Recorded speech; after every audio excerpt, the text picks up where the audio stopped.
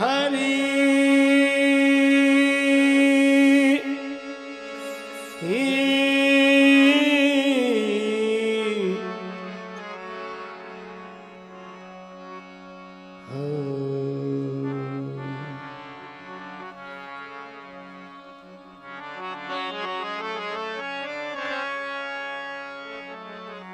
हरि व्यापक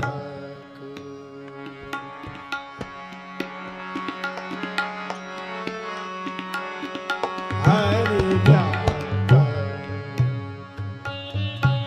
सर्वत्र समान हरि व्यापक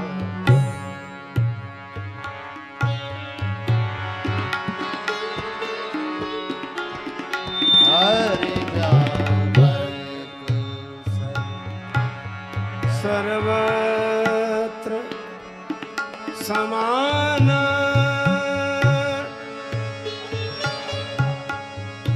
समान समान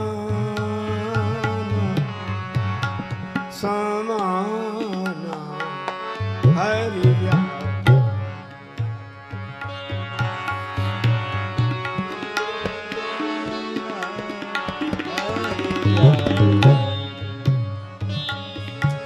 प्रेम ते प्रगट होई मैं जाना जाना जाना जाना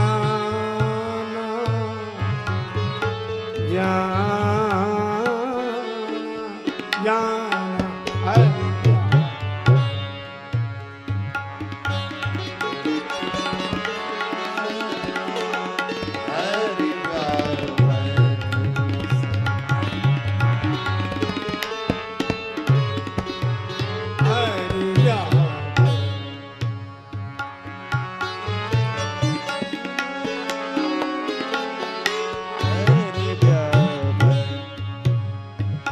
हरि व्यापक सर्वत्र समान प्रेम से प्रकट होई में जाना हरि व्यापक हरि व्यापक हरि व्यापक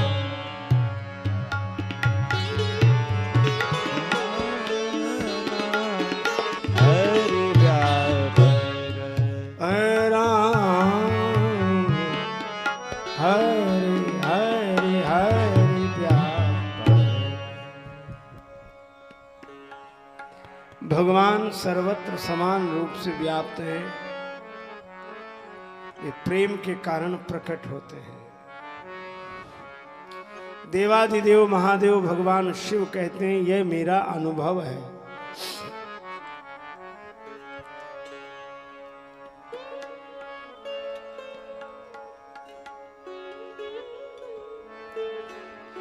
जिसका हृदय प्रेम से भरा है उसके लिए भगवान सब जगह प्रकट हैं।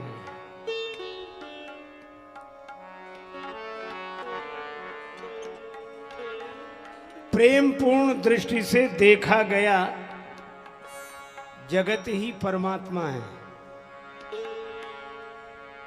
प्रेम पूर्ण दृष्टि से देखा गया जगत ही परमात्मा है और प्रेमहीन दृष्टि से देखा गया परमात्मा ही जगत है।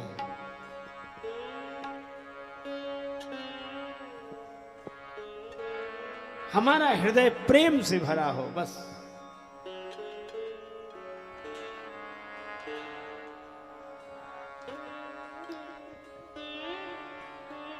किसी को बेहोशी सिखानी हो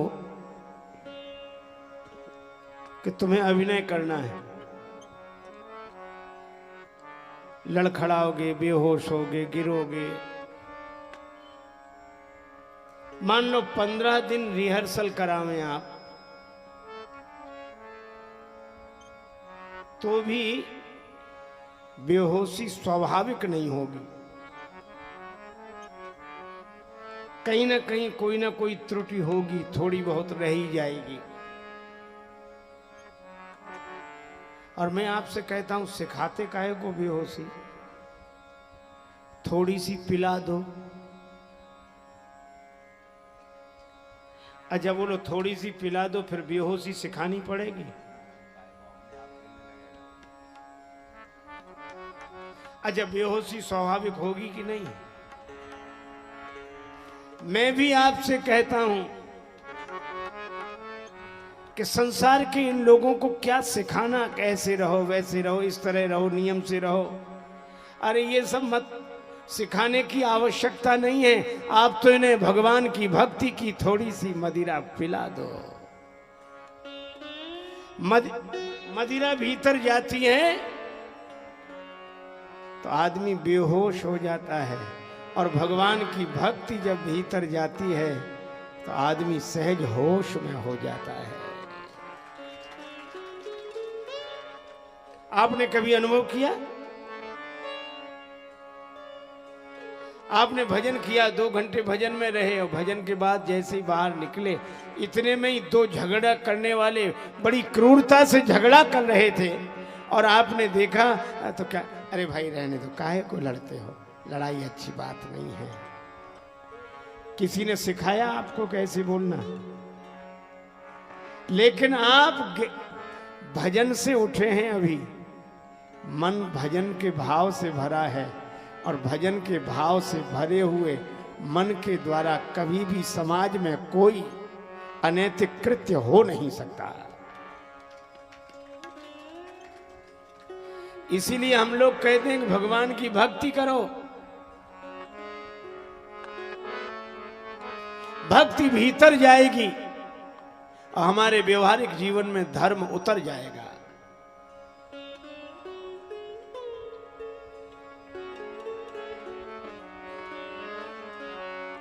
भीतर भक्ति जाने दो। चलो एक उदाहरण और दूं। संसार में हम एक दूसरे को मानते हैं, लेकिन पहले पता कर लेना कि वो भगवान को मानता है कि नहीं। अगर वो भगवान को मानता होगा तो सबको मानेगा, माता को, पिता को, भाई को, परिवार को, सबको मानेगा। पर शर्त यह कि भगवान को मानता हो। अगर वो भगवान को न माने तो आपको कभी नहीं मानेगा। क्यों? आपने दी घड़ी, किसे हाथ में बांधो और आप सोचें कि यह हमें मानेगा, धोखे में मत रहना। अगर भगवान को मानता होगा तो मानेगा। आपने दी घड़ी, घड़ी बांधी उसने हाथ में, तो हाथ किसने दिया है? भगवान ने। और घड़ी दी है आपने। अरे ये सोचो तो, जो हाथ देने वाले का नहीं हुआ वो घड़ी देने वाले का होगा? जो जीवन देने वाले का नहीं हुआ वो जीवन के लिए देने वाले का होगा? जो नाक देने वाले का नहीं हुआ वो नथ देने वाले का होगा? जो कान देने वाले का नहीं हुआ वो कुंडल देने वाले का होगा? जो गला देने वाले का नहीं हुआ वो हार देने वाले का होगा? इसीलिए मैं कहता हूं कि जीवन में जब भगवान की भक्ति उतरती है तो व्यक्ति का जीवन अपने आप धर्ममय हो जाता है। खोया हुआ सा रहता हूं मैं अक्सर इश्क में,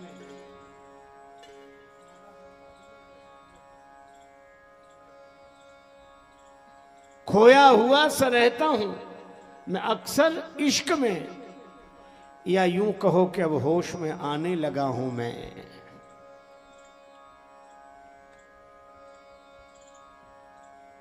इसलिए प्रेम से भर जाओ। प्रेम, प्रेम, नाम स्मरण करते हुए प्रेम, प्रेम। जितना प्रेम भीतर भरेगा व्यवहारिक जीवन उतना ही धर्ममय होगा।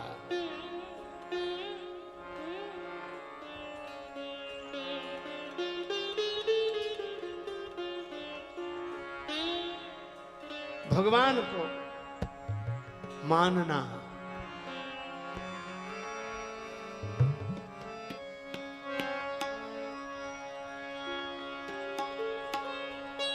भगवान श्री सीताराम जी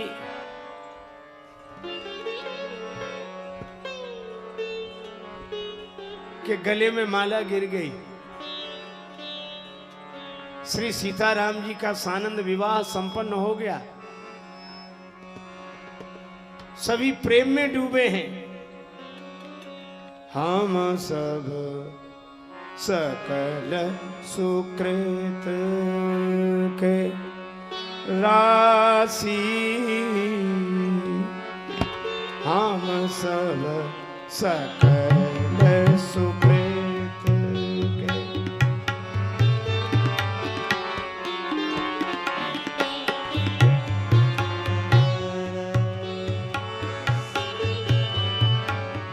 बेजग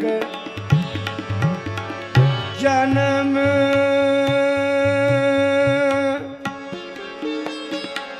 जनकपुर वासी, हम सब सकल सुकृत।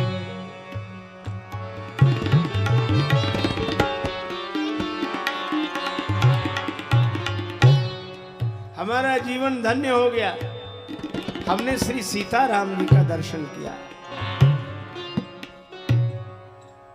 जो श्री सीताराम जी के भाव से भरा, आनंद ही आनंद उनके जीवन में। अब देखो दो घटनाएं घटती हैं। जनकपुरवासी प्रेम से भरे हैं इसलिए आनंद, और वहां जो और राजा लोग हैं वे प्रेम से नहीं भरे हैं। है? वही घटना प्रेमियों को आनंद दे रही है, और वही घटना इन राजाओं को परेशान की है। अब इन्होंने हल्ला मचाया राजाओं ने। ले वो छोड़ा ये सीए कहे को,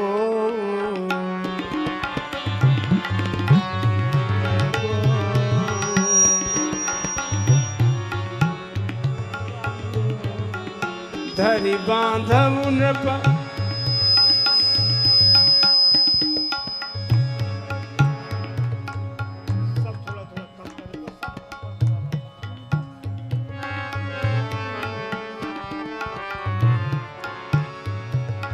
धरि बांधव नृप बालक दो, आले उछड़ा यसी।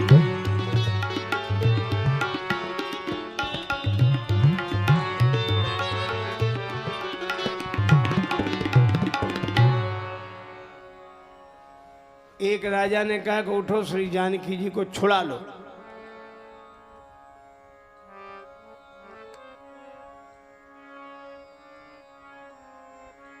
हालांकि वो राजा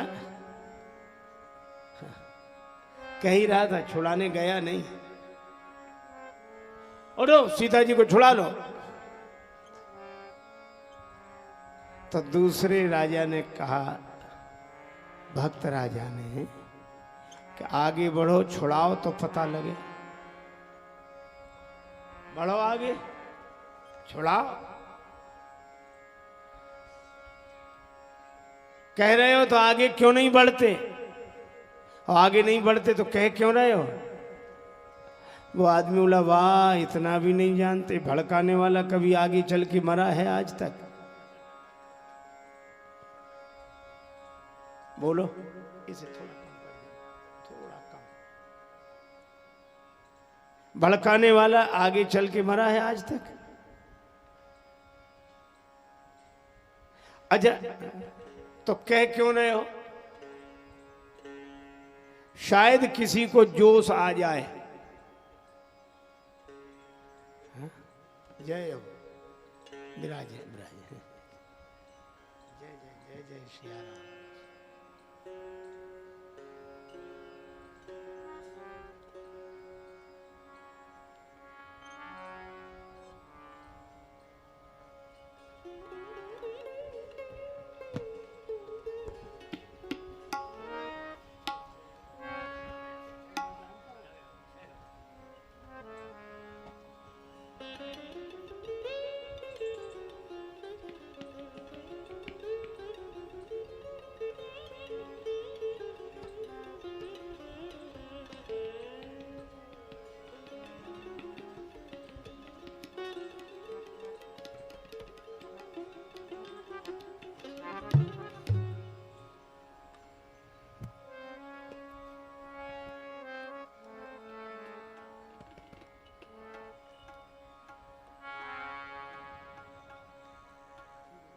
आइए विराजिए विराजिए। हाँ।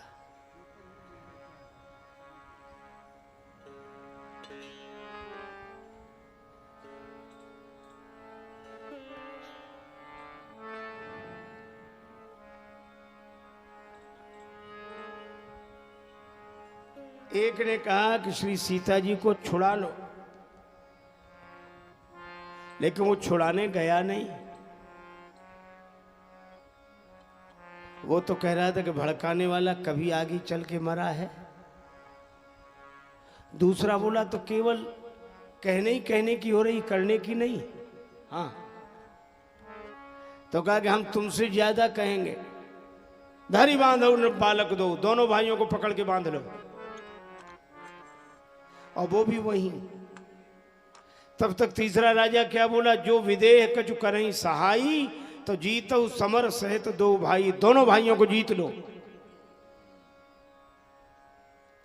हाँ? अब वो वचन सुन तो तकहीं लखन राम डर बोल न सकहीं। अब इन लोगों ने हल्ला मचाया।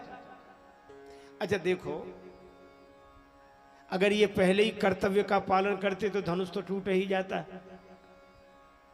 और जयमाल गले में गिरती। कर्तव्य का पालन तो हुआ नहीं। अच्छा, जिनसे कर्तव्य का पालन नहीं होता वे सफल होने वालों की सफलता से चिढ़कर हल्ला मचाते हैं।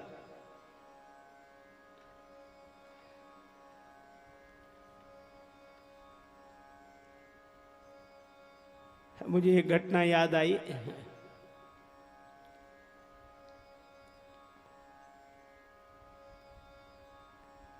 एक आदमी कभी कुछ काम नहीं करता, कभी भी। पत्नी परेशान, उसने कहा कि कुछ दिन बाद बरसात आने वाली है, ये घर का छप्पर टूटा है, इसे तो बना लो। घर का छप्पर टूटा है, इसे बना लो। बना लेंगे, छप्पर में क्या, बना लेंगे। ऐसे ही समय बीते। पत्नी बहुत चिढ़ती थी और वो आदमी कुछ भी काम न करे, उसे एक मंत्र आता था। मंत्र था झाड़ फूंक का, सावर मंत्र। वो दिन रात मरीज का इंतजार करे कि कोई मरीज आवे, उसे हम झाड़ें। बस एक ही काम।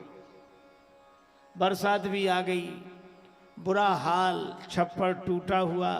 एक दिन एक मरीज आया और लगा उसको झाड़ने। उसका एक उपाय था, नीम के पत्तों का झोंका बनाकर अब उसने ऐसे छू छू करना शुरू किया।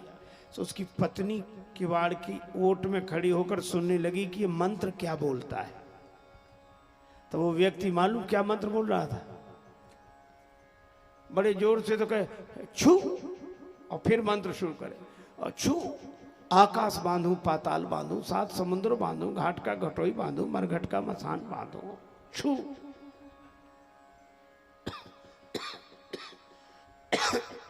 फिर दोबारा कहे आकाश बांधू पाताल बांधू, सात समुद्र बांधू, घाट का घटोई बांधू, मरघट का मसान बांधू, छू आकाश बांधू पाताल बांधू। उसकी पत्नी जो छिपकर सुन रही थी वह गरजते हुए बोली, रहने दे, घर का टूटा छप्पर तो बनता नहीं, आकाश पाताल बांध रहा है, सात समुद्र बांध रहा है।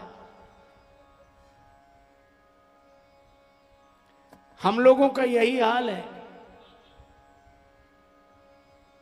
हमसे हमारे घर का छप्पर तो बंधता नहीं है और बातों में आकाश पाताल बांधते हैं। अच्छा, उन लोगों को देखकर हम चिढ़ते हैं जो सफल हो रहे हैं, और सफल होने वालों को देखकर चिढ़ना यह तो ईर्ष्या का द्योतक है। सफलता कोई ऐसे ही नहीं मिलती, उनका पुरुषार्थ देखो, उनका प्रयास देखो, और भगवान की उन पर कृपा देखो। अब लक्ष्मण जी को बड़ा क्रोध, पर राम जी ने इशारा नहीं किया। क्यों? दीप दीप के राजा इकट्ठे हैं। कहीं लक्ष्मण जी को इशारा कर दिया तो यहां तो विश्व युद्ध हो जाएगा। तो युद्ध को टालना चाहिए, युद्ध के परिणाम बहुत बुरे होते हैं। श्री राम जी ने नहीं संकेत किया। लक्ष्मण जी मन ही मन कहने लगे कि युद्ध तो हम भी नहीं चाहते, लेकिन इसका यह भी अर्थ नहीं कि कोई हमारी साधुता को कायरता समझ ले, कोई हमारी सहजता को कमजोरी समझ ले और उसके जो मन में आए वो करता रहे, जो मन में आए वो कहता रहे, और हम युद्ध नहीं चाहते इसलिए हम शांत बने रहे, यह भी तो ठीक नहीं है।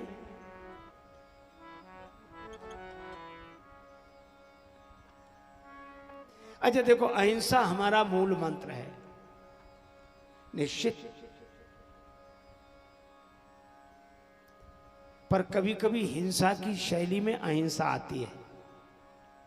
मां बालक का कान पकड़ के तमाचा लगाती, पढ़, तो तमाचा लगा रही हिंसा है, लेकिन इस हिंसा में उसकी अहिंसा का भाव है कि पढ़ जाए तो इसका भला हो जाएगा। गुरु शिष्य को डांटता है तो है क्रोध, पर क्रोध की शैली में कृपा है। इसी तरह मुझे लगता है किसी के शरीर में हुए व्रण का ऑपरेशन करने वाले डॉक्टर के मन में भी उस मरीज के प्रति अहिंसा है, शैली हिंसा की है। कई बार कोप की शैली में कृपा आती है। हमारे जितने देवी देवता हैं आप देखोगे सबके हाथ में शस्त्र है, और शास्त्र प्रधान हमारा जीवन है। हम शास्त्र और शस्त्र दोनों धारण करते हैं।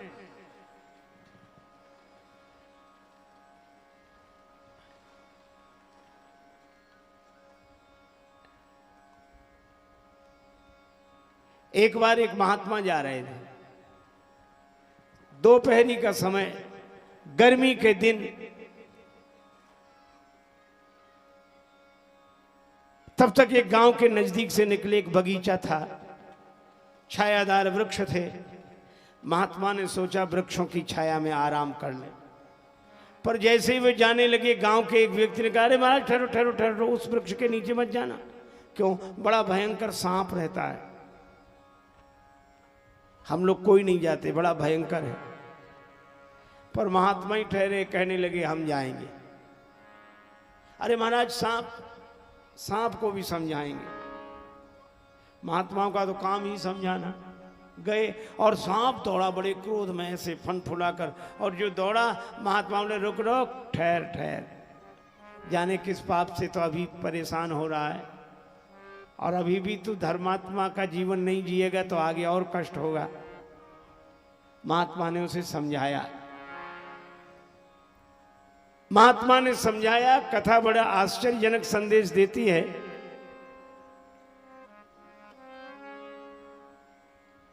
कि सांप समझ गया, सांप समझ गया। एक आदमी बोला सांप समझ गया, कहानी बड़ी अजीब है। महात्मा के कहने से सांप समझ गया। हमने कहा इसलिए समझ गया क्योंकि वो आदमी नहीं था। आदमी नहीं समझते, सांप तो समझ जाते।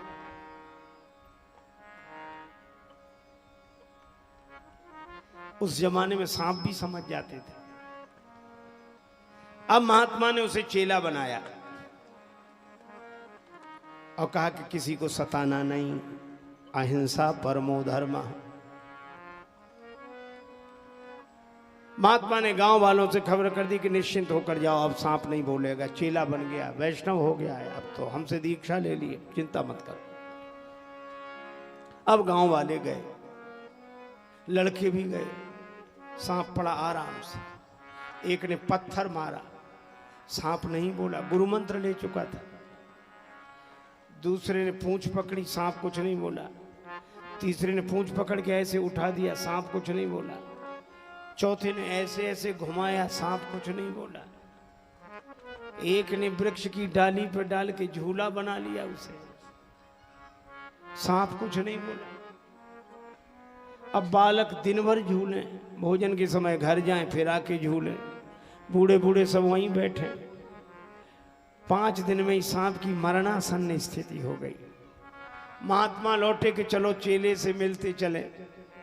जब चेले से मिलने गए, अब वो देखा सो इधर उधर देखा, अधमरा पड़ा।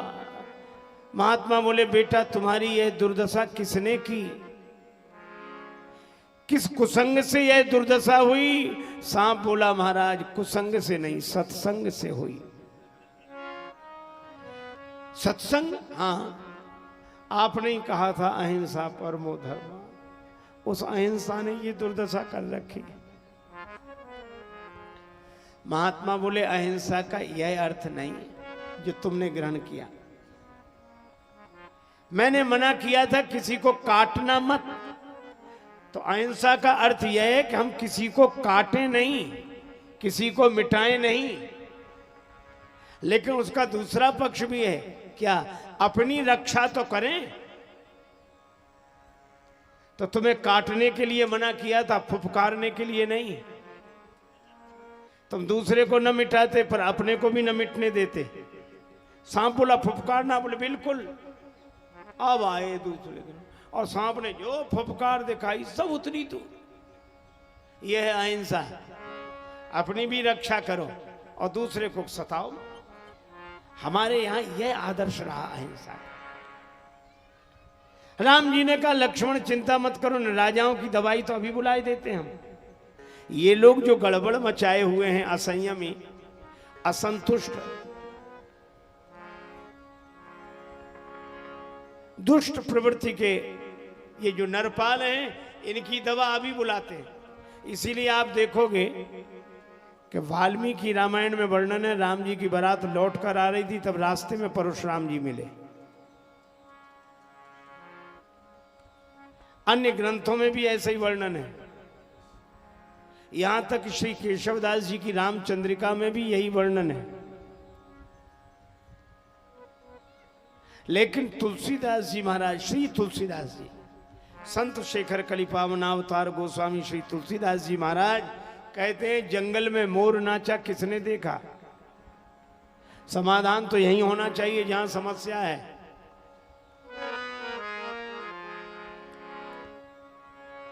इसलिए लिखा क्या? तेही अवसर सुनी सेव धनु भंगा, तेही अवसर सुनी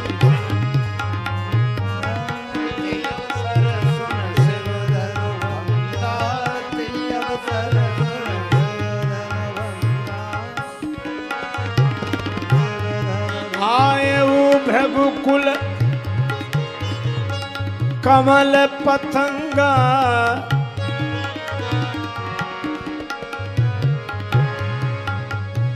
आयो भृगुकुल कमल पतंगा, आयो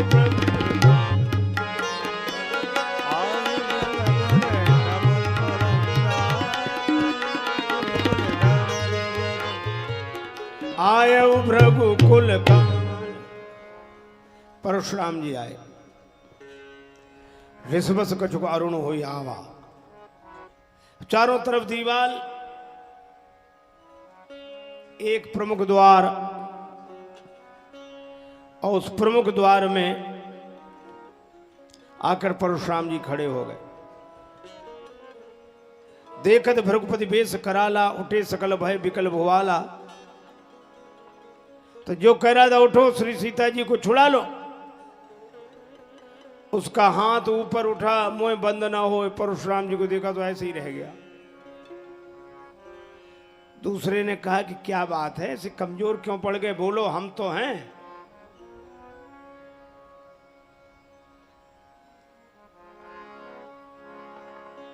अब वो बोले क्या, उधर ही देखे। और जो दूसरे ने देखा भगवान परशुराम, अब साफ कांप गए।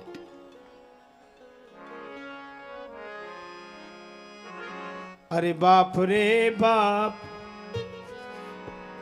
भृगुपति बेलो की सब भूप उठे कांप। अरे बाप रे बाप, भृगुपति बेलो की सब भूप उठे कांप। अरे बाप रे बाप, भृगुपति बेलो की सब भूप उठे कांप। अरे बाप रे बाप।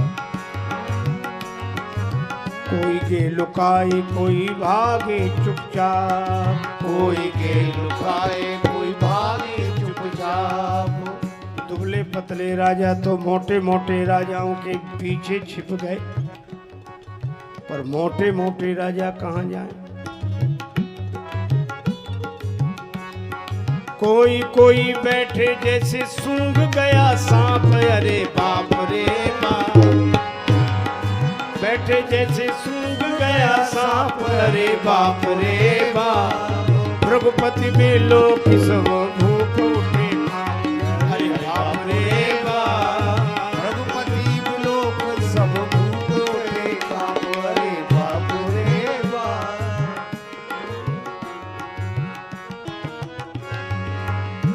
परशुराम जी को इस तरह देखकर राजाओं ने निश्चय किया, प्रणाम करो। पर प्रणाम करने जाए कौन? जो जाएगा प्रणाम करने, सिर झुकाएगा तो सिर नीचे ही रहेगा कि ऊपर जाएगा? नहीं प्रणाम करोगे तो और जल्दी मरोगे। तो जो जहां था वहीं से पितु समेत ले ले निज नामू, लगे करण सब दंड प्रणाम। और श्री परशुराम जी जिसकी ओर गौर से देखते वही समझता था कि बस हमारी उम्र के दिन पूरे हो गए। यही सुभाए चित वही हित जानी, सो जाने जनु आयु खुटानी।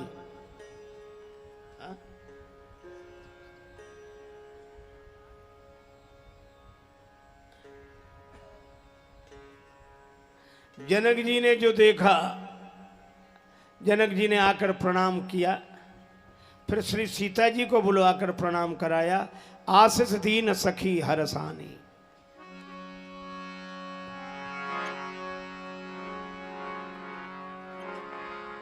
विश्वामित्र जी आकर मिले, राम जी लक्ष्मण जी को बुलाकर प्रणाम कराया।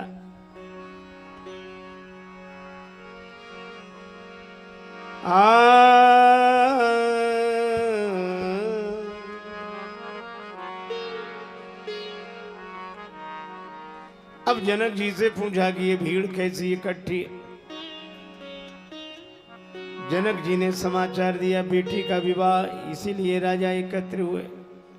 स्वयंवर रखा था, शिव धनुष का जो खंडन कर दे। तो क्या धनुष टूट गया?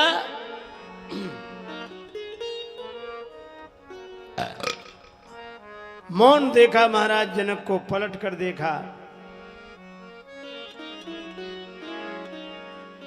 देखे चाप खंड मही डारे, देखे चाप खंड मही डारे, देखे चाप खंड मही डारे,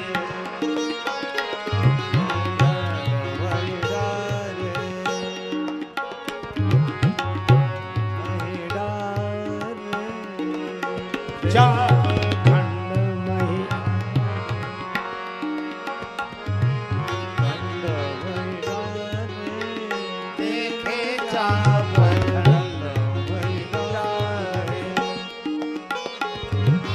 चाप खंड मही डारे, देखे चाप खंड मही।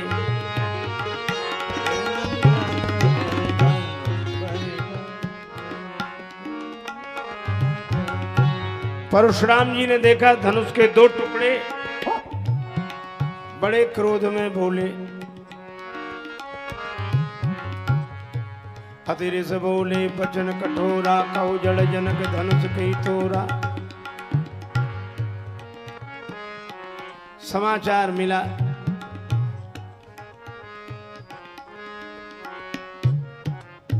सभय बिलो के लोग सब जान जान की भीर, हृदय न हरस विषाद कुछ बोले श्री रघुवीर।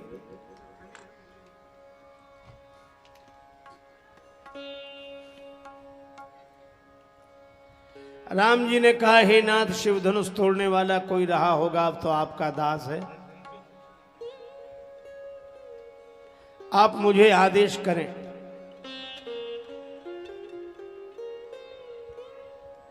क्या सेवा करूं? हरि करनी कर करिय लड़ाई, सुनो राम जय शिव धनु तोरा, सहस बाहु समसो रिपु मोरा।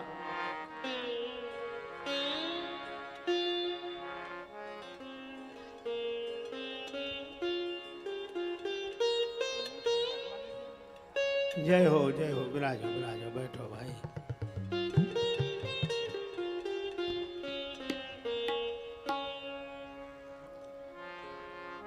लक्ष्मण जी ने कहा कि बहु धनु ही तोरे लड़काई तब ना श्रेष की न गुसाई, यही धनु पर ममता के हेतु लक्ष्मण जी पर नाराज हो गए। भगवान ने लक्ष्मण को संकेत किया।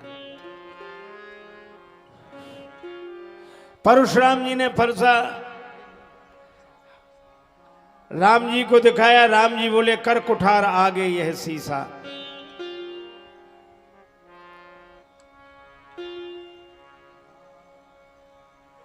पर फरसा चला नहीं। परशुराम जी को आश्चर्य हुआ कि फरसा नहीं चल रहा है, क्योंकि हाथ नहीं चल रहा है। तो हाथ की शक्ति कहाँ चली गई, तो सोचने लगे आई कहाँ से थी। तो कहीं भगवान का अवतार तो नहीं हो गया। राम रमापति कर धनु लेहु, धनुष दिया तो अपने आप गया। का धनुष अपने आप काहे को जा रहा है।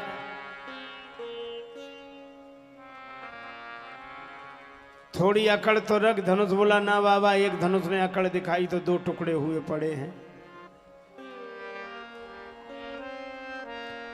जाना राम प्रभाव तब श्री परशुराम जी बार बार स्तुति करके भृगुपति गए बनहि तप हेतु। हर से पूर्ण नारी सब मिठी मोहमय शूल। परशुराम जी विदा हुए। जनकपुर में मंगल ही मंगल हुआ। और फिर कहा कि अयोध्या खबर करो।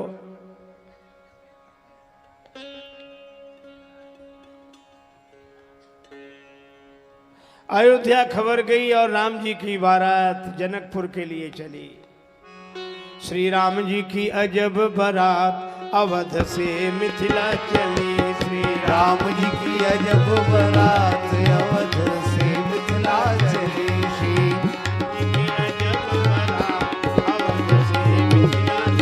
श्री राम जी की अजब बारात अवध से मिथिला चली।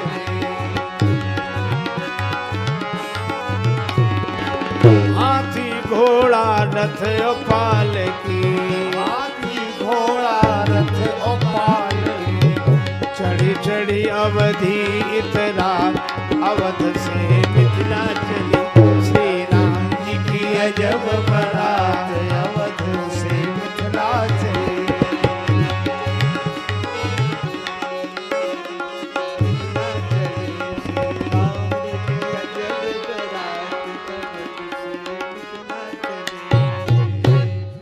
अब राम जी की बारात में तो सब साधु संत ही गए होंगे।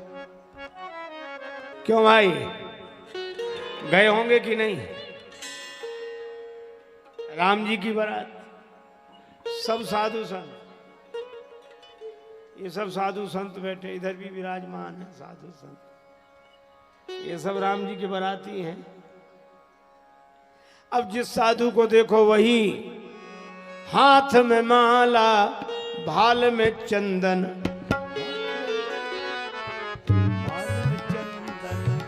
सब दाढ़ी वाले दिखा अवध से मिथिला चली। श्री राम जी की अजब बारात अवध से मिथिला चली। श्री राम जी की अजब बारात अवध से मिथिला चली।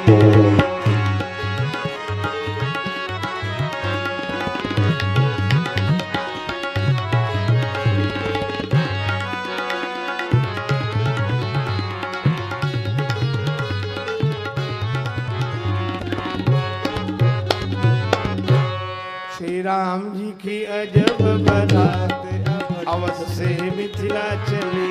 श्री राम जी की अजब बारात अवध से मिथिला चली। अवध से मिथिला चली। श्री राम जी की अजब बारात अवध से मिथिला चली। सखियन सो सुनी व्यंग बचन वर, सखियन सो सुन व्यंग बचन वर, राजे सहु बलि जा अवध से मिथिला चले। ये राजे सहु बलि जात अवध से मिथिला चले। श्री श्री राम जी की अजब बारात अवध से, श्री राम जी की अजब बारात अवध से मिथिला चली। भगवान श्री सीताराम जी के मंगलमय मिलन की मंगलमयी तिथि धैन धूरी बेला विमल, यही समय गोधूली बेला, ये शाम के मिलन की बेला का मुहूर्त रखा ब्रह्मा जी ने, जनक जी के ज्योतिषियों ने भी वही मुहूर्त रखा। और जब से राम जी का विवाह शाम को हुआ, जब से राम जी का विवाह शाम को हुआ, तब से सारे विवाह शाम को ही होने लगे। यहां भी हो ही रहा है।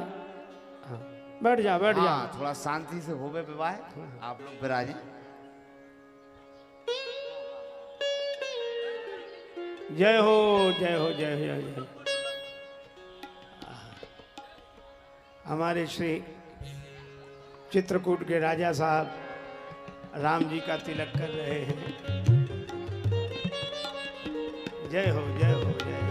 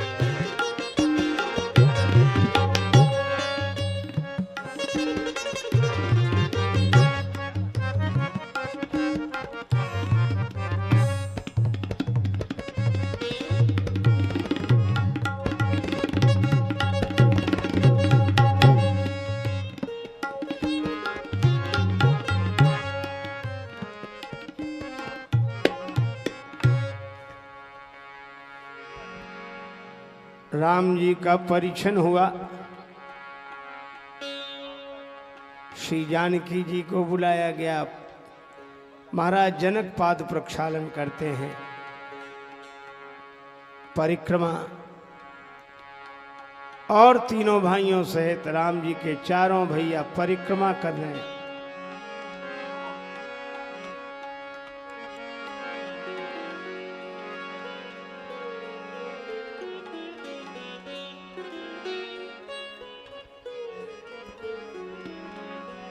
सिय राम अवलोकनी परस न जाए,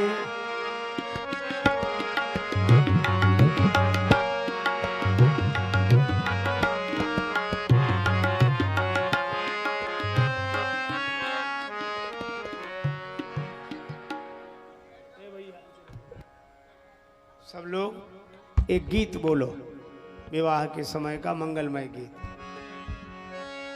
आज श्री राम सीता का शुभ विवाह है, अजी वाह वाह है, अजी वाह वाह है, अजी वाह वाह है, अजी वाह वाह है, अजी वाह वाह है, अजी वाह वाह है, अजी वाह वाह है, अजी वाह वाह है, अजी वाह वाह है, अजी वाह वाह है, अजी वाह वाह है, अजी वाह वाह है,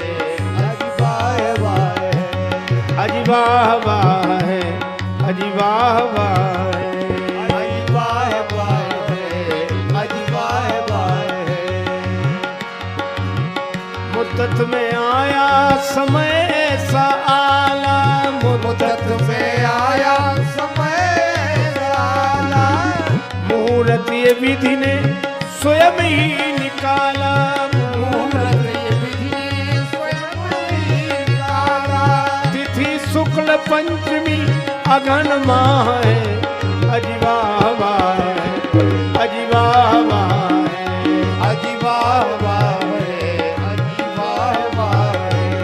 आज श्री राम सीता का शुभ विवाह है, अजी वाह वाह है, अजी वाह वाह है, अजी वाह वाह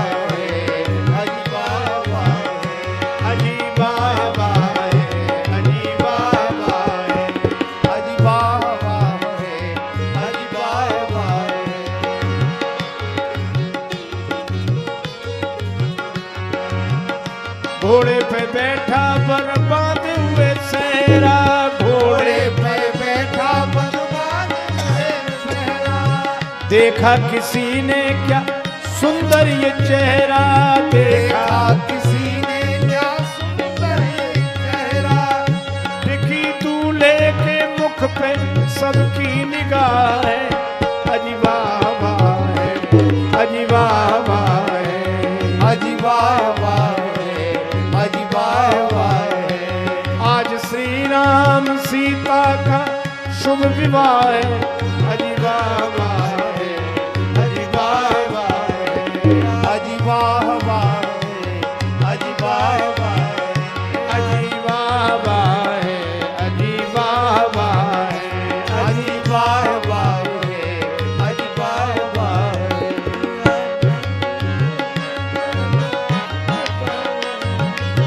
देवताओं तुम पद के मत में न भूलो, देवताओं तुम पद के पद में न भूलो, शादी श्री राम की है ये भी न भूलो, शादी श्री राम की है ये भी न भूलो।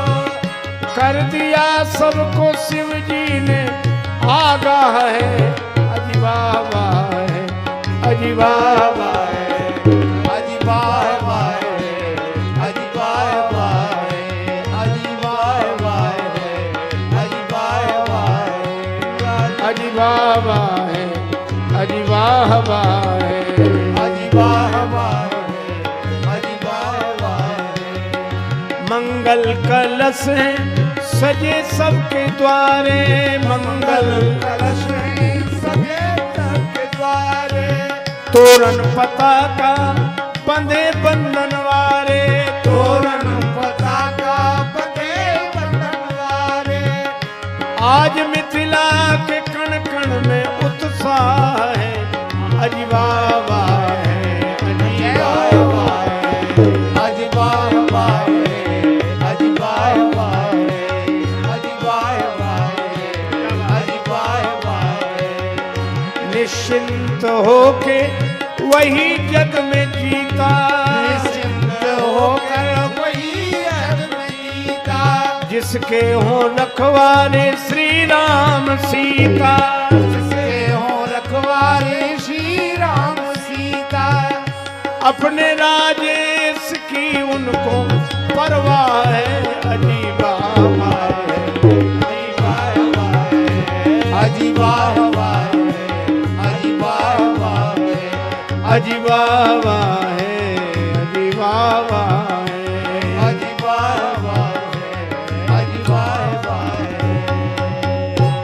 जैसे श्री सीताराम जी का विवाह संपन्न हुआ वैसे ही सकल कुंवर ब्याहे ते ही करनी।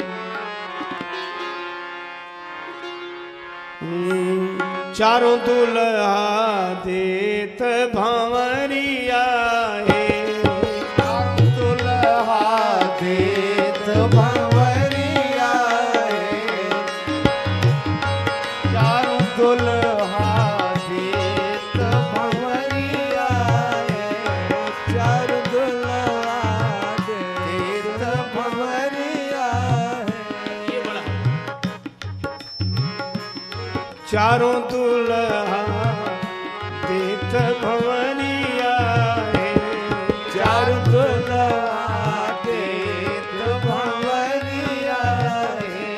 देख चम चम चमके माथे मवरिया है, चम चम चमके माथे मोहनिया है। चारों दुल्हा देत भंवरिया है, चारों दुल्हा देत भंवरिया है।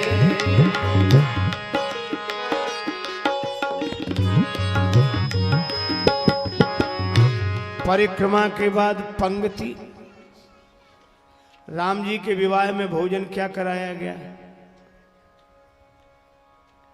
सुपोदन सुरभि सरपि सुंदर स्वाद पुनीत।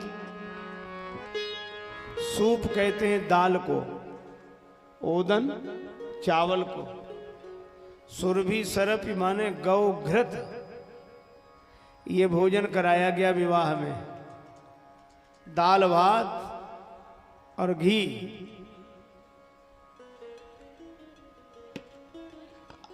गौ माता का घृत। क्या जनकपुर में और कोई व्यंजन नहीं थे? बेचारे बारातियों ने सोचा कि इससे घर में ही अच्छे थे, ये विवाह में ये दाल भात खाने आए।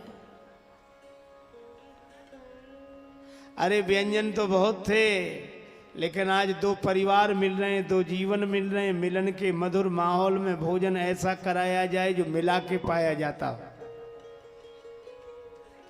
मिले दाल से दिल खिले, चावल से शुभ चित्त, घृत से हो स्निग्धता यह जीवनार निमित्त। और जब भोजन ऐसे रहे मिलत रहे प्रिय गोत, अब पुड़ी कचौड़ी में प्रथम तोड़ा तोड़ी हो। अब तोड़ा तोड़ी से ही शुरू है।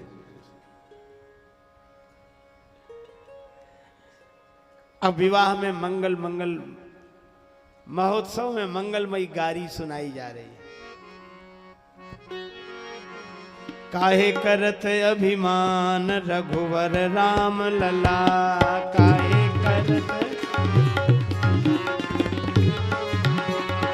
काहे करत अभिमान रघुवर राम लला, काहे करत अभिमान रघुवर राम लला।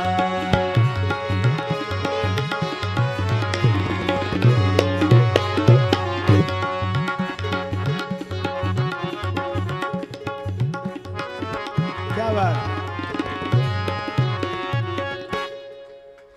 राम जी आप अपने मन में अभिमान न करें। क्यों? लक्ष्मण जी बोले ये बहुत मुश्किल से मिलते हैं। सखियां बोली मुश्किल से मिलते होंगे अयोध्या वालों को, जनकपुर वालों को नहीं। बड़े जतन के बाद पुत्र बन नृप दशरथ गृह आए, किंतु जनकपुर समाचार सुन आ गए बिना बुलाए। और बन बैठे मेहमान रघुवर राम लला, काहे करत अभिमान रघुवर,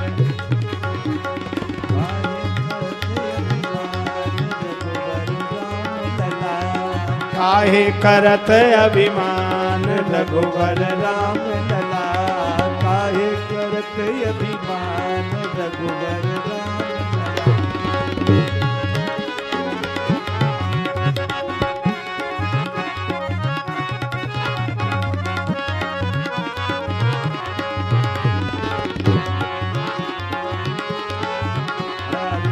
काहे करत अभिमान रघुवर राम लला,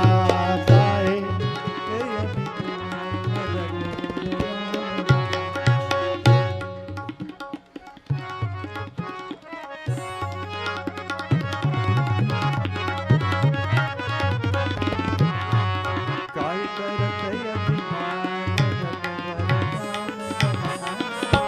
काहे करत अभिमान रघुवर राम लला, काहे करत अभिमान। गाली सुनाई जा रही। जनकपुर में बिना बुलाए आए हो।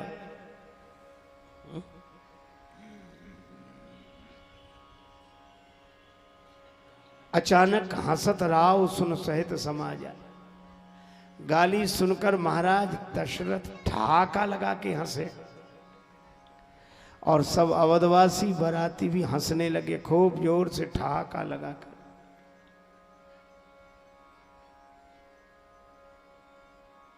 क्यों भाई, आज भी विवाह में गाली गाई जाती है। कोई मधुर मुस्कुरा ले ये बात तो समझ में आती है, पर कोई ठहाका लगा के हंसे यह समझ में नहीं आता। घटना ही ऐसी घट गई। आज की बात सुनो सजनी, मड़वा में भयो एक कौतुक भारी। जैवन बैठे बराती सवे तब नारी चढ़ी मिथिलेश अटारी। और राम को रूप निहारत ही मोह गई सब गावन हारी। और भूल गई अवधेश को नाम सुदैन लगी मिथिलेश को गारी।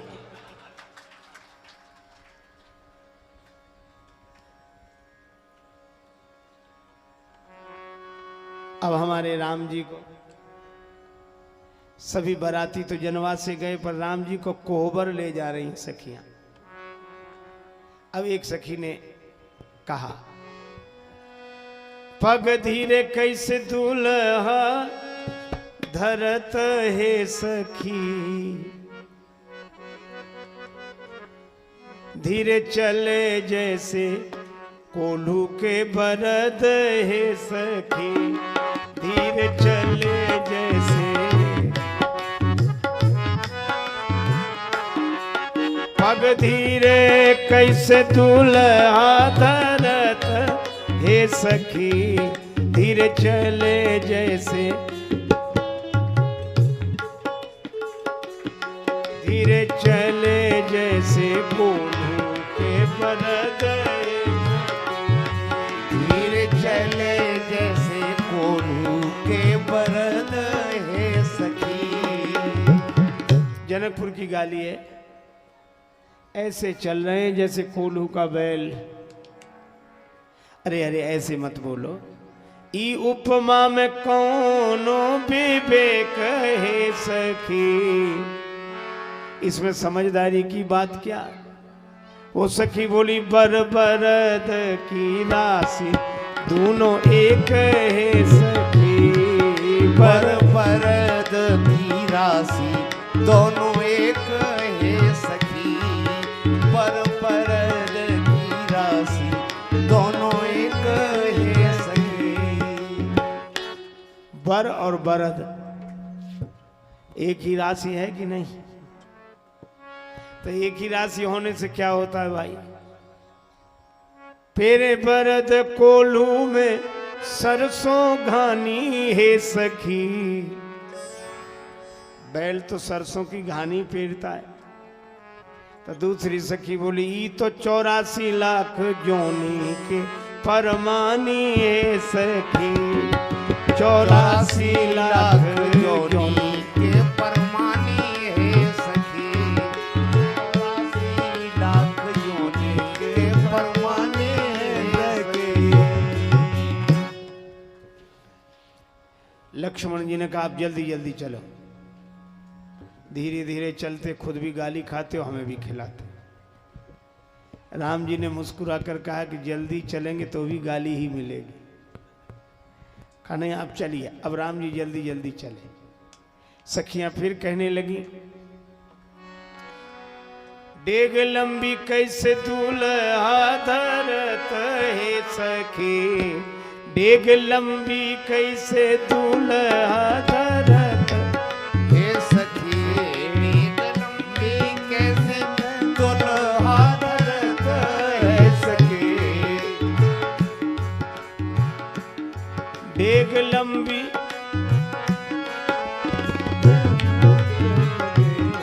डेग लंबी कैसे दूल्हा धरत है सखी, डेग लंबी कैसी दूल्हा धरत है सखी,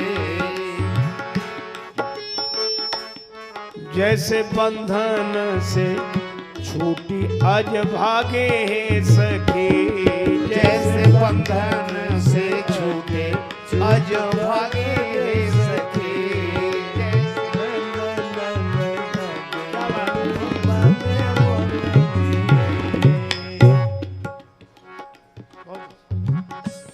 ऐसे लगता है जैसे बंधन से छूटकर बकरा भागे।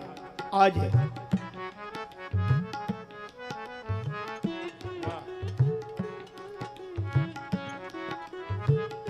दूसरी सखी बोली,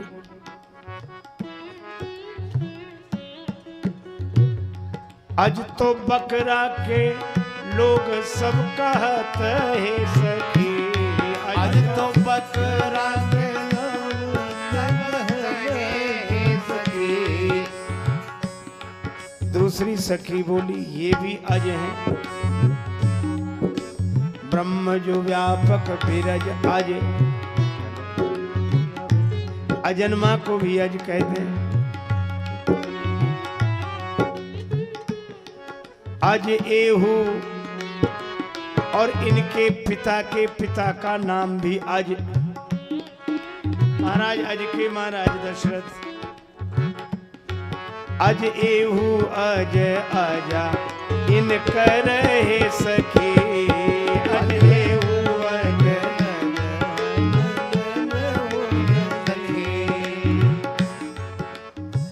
राम जी ने लक्ष्मण जी की तरफ देखा कि अब क्या करें, धीरे चले तो कोल्हू का बैल, जल्दी चले तो बकरा। लक्ष्मण जी बोले आप खड़े ही हो जाओ, चलो ही मत। राम जी खड़े हो गए। सखियां फिर बोली अब लागे कैसे दूल्हा ठाणे हे सखी, अब लागे कैसे दुल्हा ठाणे हे सखी। जो स्वर्ण नीलमणि खंभ काढ़े हे सखी, जो स्वर्ण नीलमणि खंभ गाढ़े हे सखी। ऐसे लगता है जैसे सोने का खंभा और नीलमणि का खंभा गाड़ दिया गया। खंभ जड़ किंतु दुल्हा तो चैतन्य हे सखी, खंभ जड़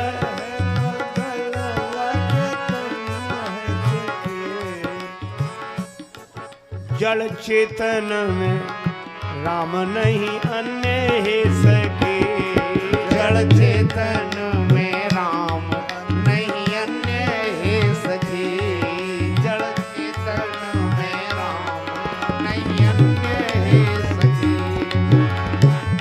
दुल्हा हंसत मुख दे रुमाल हे सखी, दुल्हा हंसत मुख दे रुमाल हे सखी।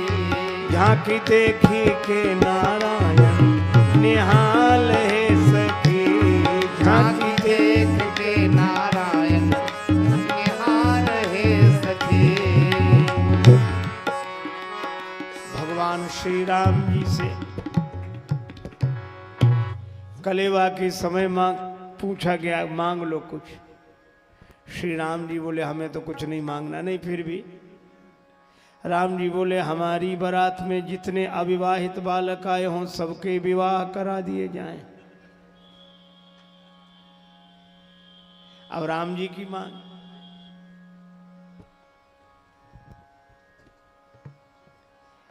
बारात में बालक इकट्ठे किए गए। महाराज जनक के राज्य में कन्याओं का चयन हुआ, किसी का विवाह आज किसी का कल। राम जी की बारात 6 महीने रुकी। राम जी बोले कितने ही महीने लग जाएं पर सबका विवाह करा के ही लौटेंगे। जनकपुर का आनंद अनोखा है।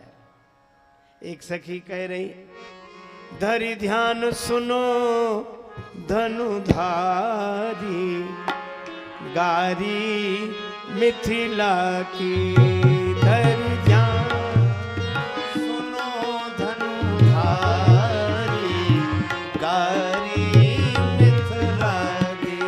धरि ध्यान सुनो धनुधारी गारी मिथिला की। धरि ध्यान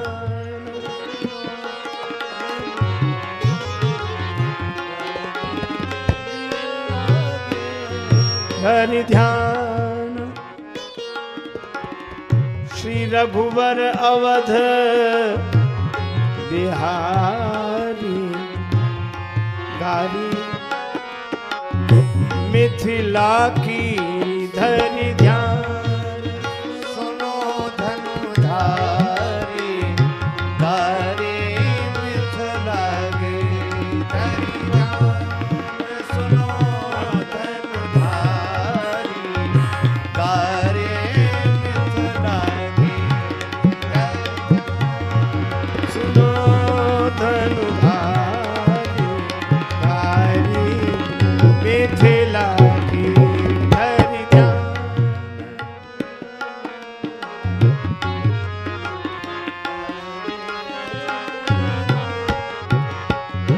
हाँ बहुत अच्छा। धनुष यज्ञ सुनी धनुष यज्ञ सुनी ब्याह उमंग में, बिनु चीठी कौशिक मुनि संग में, बन आए कमंडल उधारी, गारी मिथिला की धरि ध्यान। सुनो धनुधारी गारी मिथिला की धरि ध्यान।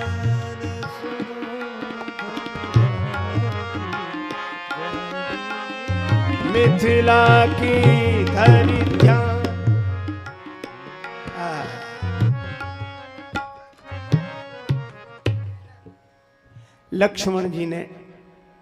लक्ष्मण जी से जनकपुर की ललनाओं ने कहा कि लाल जी आप लोगों की उत्पत्ति बड़ी विचित्र है।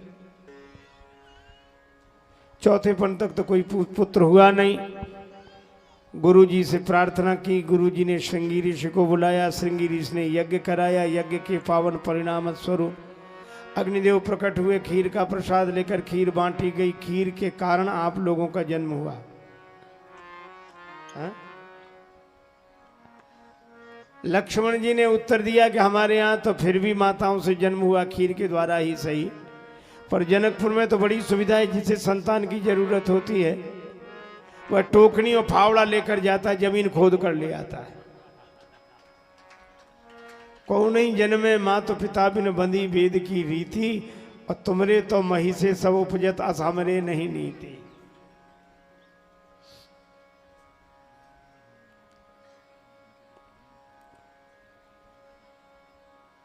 एक बार एक हमारे मिथिला रस रसिक संत नारायण दास जी भक्तमाली जी, वो एक बात कहते थे। जब कहा कि जनकपुर में तो जमीन से, पृथ्वी से ही खोद कर ले आते हैं, तो उन्होंने इस पर व्यंग करते हुए अपनी ओर से एक बात कही कि या में महिमा, या में प्रबल पक्ष मिथिला को लखो उभय परिपाटी, और काम करे जो खीर अवध की सो मिथिला की माटी। अयोध्या की खीर जो काम करती वो तो मिथिला की मिट्टी में गुण है। बात तो बड़ी अच्छी है, और उनकी बात अच्छी होते हुए हमें तो अयोध्या पक्ष की बात कहनी थी। तो हमने कहा कि या में महिमा अवधपुरी की, ध्यान से सुनना,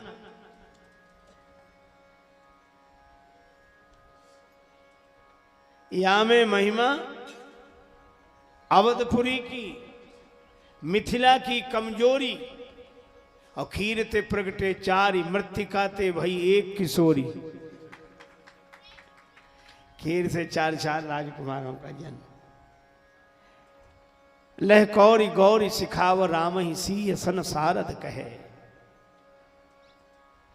श्री सियाजू के पक्ष में सरस्वती माता, राम जी के पक्ष में गौरी माता।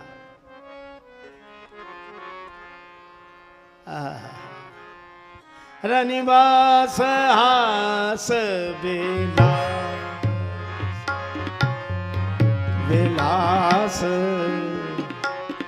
रनिवास हास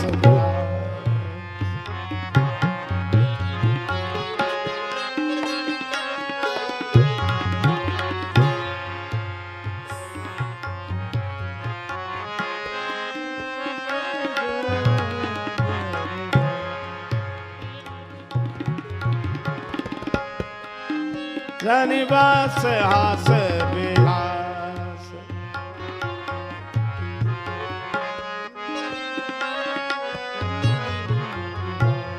एक सखी ने लक्ष्मण जी से कहा, पाहुन मिथिले में रही जईता, आप मिथिला में ही रह जाओ। लक्ष्मण जी बोले क्यों? अवध जईता तो कूना खईता, अयोध्या में जाओगे तो क्या खाओगे? क्यों? हमारे यहाँ खाने को नहीं है, हम भी राजा के बेटे हैं। सखियां बोली जो यहाँ खाने को मिलता है वहां नहीं मिलेगा। अरे यहाँ से भी अच्छा मिलता है। यहाँ क्या खाने को मिलता है जो वहाँ नहीं मिलेगा? सखियां बोली यहाँ तो गाली खाने को मिलती है, घर में भी गाली ही खाते हो।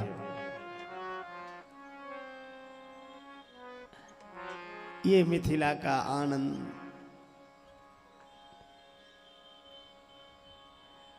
श्री जानकी जी की यह नगरी, आहा,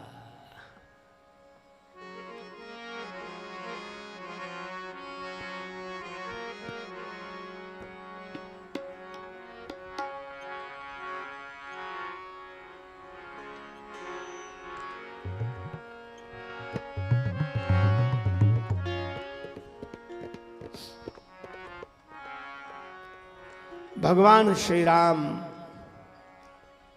का पावन परिणयोत्सव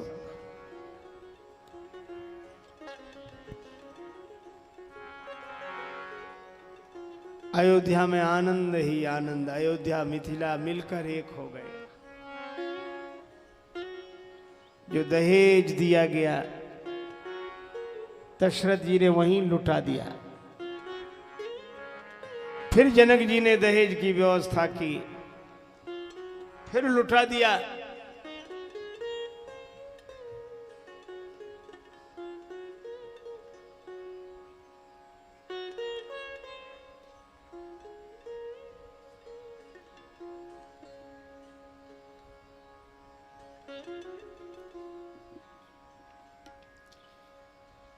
जनकपुर का आनंद अनुपम अनोखा। कुछ लोग मानते हैं कि हमारे राम जी यहीं रह गए। आप भी जनकपुर का आनंद लीजिए। मैं सोचता हूं जनकपुर की सभा में भजन हो जाएं सभी के, फिर कथा आगे बढ़ेगी। कथा तो जिस घाट पे रह गए वही ठीक है।